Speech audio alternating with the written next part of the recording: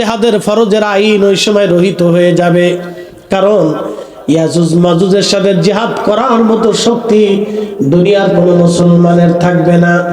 ওই সময় হযরত ঈসা রুহুল্লাহ আলাইহিস সালাতু ওয়াস সালামের জামানা, ওই সময় ঈসা রুহুল্লাহর জামানা।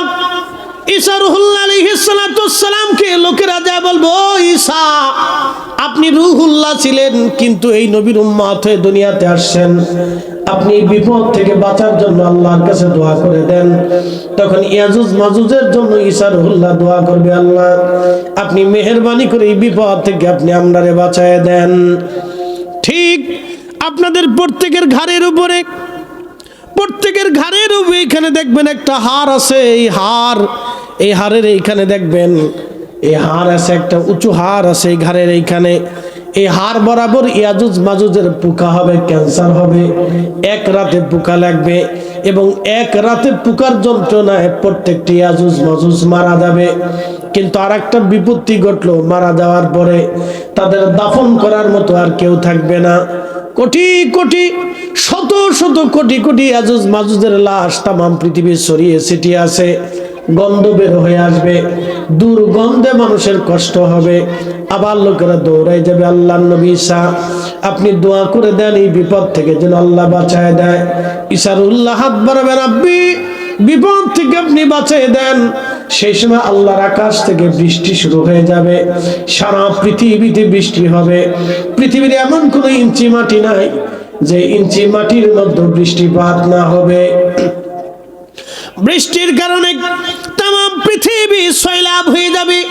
একাধারে 7 দিন অনর্গল পর্যন্ত বৃষ্টি হবে, একটা সেকেন্ডের জন্য বৃষ্টি বন্ধ হবে না। সেই বৃষ্টির কারণে বন্যা হয়ে যাবে, পানির তাড়নায় ইয়াজুজ মাজুজের লাশগুলি ভাসায় ভাসায় আমার আল্লাহ সাগরে নিক্ষেপ করে দিবে।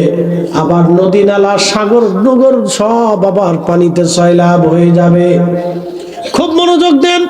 সেই ইয়াজুজ মাজুজের প্রাচীর যিনি নির্মাণ করেছিলেন তিনি বাদশা যুলকারনাইন রাহমাতুল্লাহ আলাইহি। তেনার ইন্তেকালের সময় ঘনিয়ে গেল। তিনি উনার উজিরকে ডাক দেয়, বলেন উজির রে, আমি তো মারা যাব, কিন্তু মারা যাওয়ার পরে তোমরা 2টা কাজ করবা। বলে কি কাজ? বলে একটা কাজ হলো আমার কাফন যখন নিয়ে যাওয়া হবে আমার দাফন করার জন্য লাশ, খাটিয়ার বাহিরে আমার হাতখানা তোমরা বের করে রাখবা।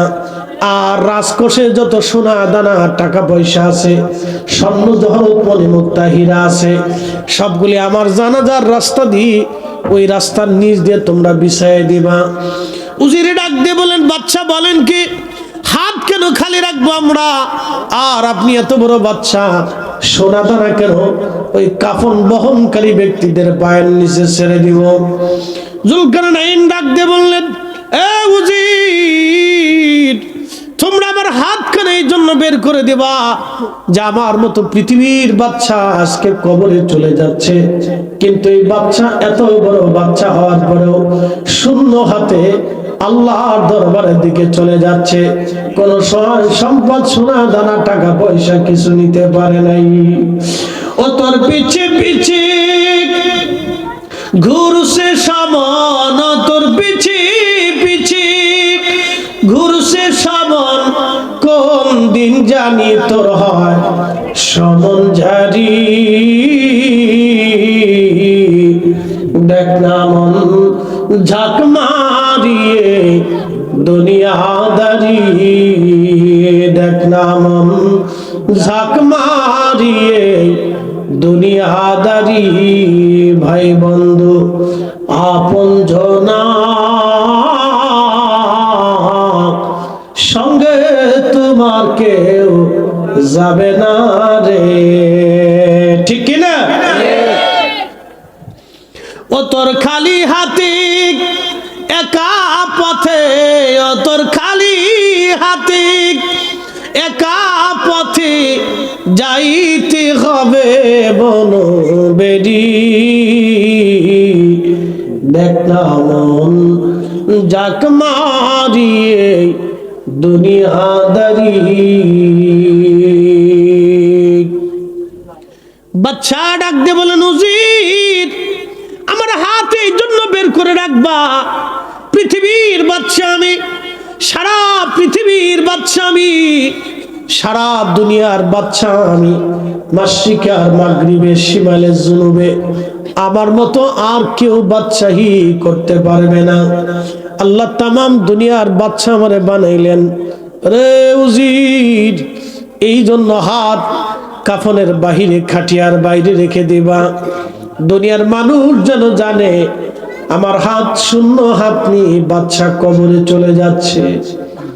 সোনা সোনা দানা এই জন্যই তোমরা পায়ের নিচে বিছিয়ে দিবা, দুনিয়ার মানুষ যেন জানে এই সোনা দানা আমারে বাঁচাইতে পারে নাই। এই সোনা দানাগুলি এই জন্য বিছাইবা যেন মানুষ জানে এই সোনা দানা কবরের জগতে কোনো কাজে লাগবে না। তাম পৃথিবী শাসন করে আমি যত সোনা দানা জোগাড় করছি, যত অর্থবিত্ত সম্পদের মালিক হয়েছি, এই সম্পদ সোনা দানা মণিমুক্ত জহরথিরা টুকরা আজ আমার বিফল। এই জন্য তোমরা পায়ের নিচে ছিটাই দিবা উজির, দুইটা ওসিয়ত তোমরা আমার মানবা। পৃথিবীর এত বড় বাদশা পর্যন্ত শূন্য হাতে কবরে চলে গেল। পৃথিবীর এত বড় বাদশা, আহা, তার সোনা দানা অর্থবিত্ত টাকা পয়সা কোনো কাজে লাগলে আসলো না। এ সম্ভবপুরবাসী ভৈরবের মুসলমান, কথাগুলি শুনে যাবেন। এই জন্য যুগের যুগে ওলি যারা ছিলেন তারা দুনিয়া বিরাগী হইয়া কবরে চলে গেছে। দুনিয়ার কোন সম্পদ তারা নিয়ে যান নাই। নবীরা দুনিয়ার থেকে চলে গেছেন, সম্পদ কিছু দুনিয়াতে তারা রেখে যান নাই। এজন্য আল্লাহ বললেন আল্লাহাকুমুত তাকাসুর, মানুষ সম্পদের প্রাচুর্যের জন্য আমি আল্লাহকে ভুলে যাই। কতদিন? হাত্তা যুরতুমুল মাকাবির, কবর পর্যন্ত সময়, কবর কবর কবর। ও আদম রে, পাক ধরিয়া গেছে দাড়ি, দন্ত বসে গোটা চারি, সমন জারি গিয়াছে করিয়ারে সোনার আদম,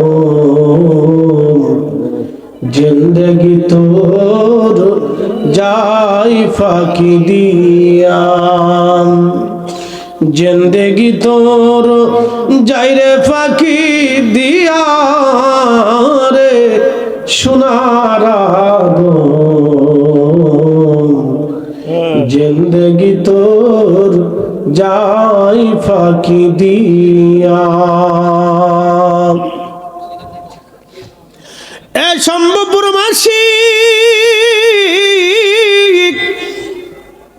কবর বড় কঠিন জায়গা, কবর বড় কঠিন। নবীজি বললেন আমার উম্মতেরা রে, মানুষদের জিন কবরে তোমরা নামাও। দুনিয়ার সব মানুষ চলে আসে, কিন্তু তোমরা তাড়াহুড়া করে কবর থেকে আসো না, কবরের পাশে তোমরা দাঁড়ায় যাও। ইস্তাগফিরু ইস্তাগফিরু লিআকিকুম, তোমরা তোমাদের ভাইয়ের কবরের পাশে দাঁড়ায় ইস্তিগফার করো, তার জন্য রবের দরবারে মাপ চাইতে থাকো। কত মানুষ মারা যায়, আজ পর্যন্ত কোনোদিন কোনো ছেলেরে দেখি নাই কোনো ছেলে বলেছে আমার বাবার ঋণ মওকুফ করে কবরে দেন, ঋণ মাফ না করা পর্যন্ত আমি কবরে দেব না। আমার মায়ের ঋণ মাফ করান, তারপরে কবরে দিব। মার ঋণ মাফ না করা পর্যন্ত কবরে পাঠাবো না। আল্লাহর নবী সাহাবীদেরকে কবরে দেওয়ার আগে বলতেন, সাহাবীরা রে দেখো এই মানুষের কি পরিমাণে ঋণ দুনিয়াতে আছে, যদি ঋণ থাকে তাহলে কি পরিমাণ আছে। সাহাবীরা হিসাব করে দেখলো অনেক ঋণ আছে। নবী বললেন তোমরা ঋণ পরিশোধ করাও। বলে হুজুর তার দরিদ্রতা আছে, ঋণ পরিশোধ করার মতো তার সামর্থ্য নাই। আল্লাহর নবী ধনী ধনী সাহাবীদেরকে ডেকে ডেকে বলতেন, সাহাবীরা রে আমার উম্মতের তোমাদের ভাইয়ের ঋণ তোমরা কিছু কিছু দিয়ে পরিশোধ করা তারে কবরে পাঠাও, ঋণ দিয়ে কবরে পাঠায়ও না। আমাদের দেশে অনেক ছেলেরা বাবার কবরে পাঠানোর আগে তার ঋণ পরিশোধ করায় না। অনেক স্ত্রী কাঁদে, আব্দুল্লাহর বাবা তুমি কবরে চলে গেলাম, আব্দুল্লাহর বাবারে কবরে চলে গেলা তুমি না থাকার কারণে আমার উপায় কি? সন্তান নিয়ে আমি কেমনে চলবো? আমার উপায় কি, গতি কি হবে? তুমি থাকলে আমার তো কোনো চিন্তা ছিল না। এই সেই স্মৃতিগুলি মনে করে স্ত্রী কাঁদতে থাকে, কিন্তু কোন স্ত্রীকে আজ পর্যন্ত বলতে শুনি নাই আমার স্বামী ঋণ মুকুব করায়া তারপরে কবরে পাঠান। আমার স্বামী ঋণ মাফ না করে কবরে পাঠাবেন না। হযরতে গসরুল মালাকা হানজালা শহীদ হয়ে গেলেন ওহুদে। হানজালার বিবি দৌড়ায় এসে নবীজির সামনে দাঁড়ায় গেলেন, ইয়া রাসূলুল্লাহি, আমি জানি শহীদদেরকে বিনা গোসলে দাফন করা হয়।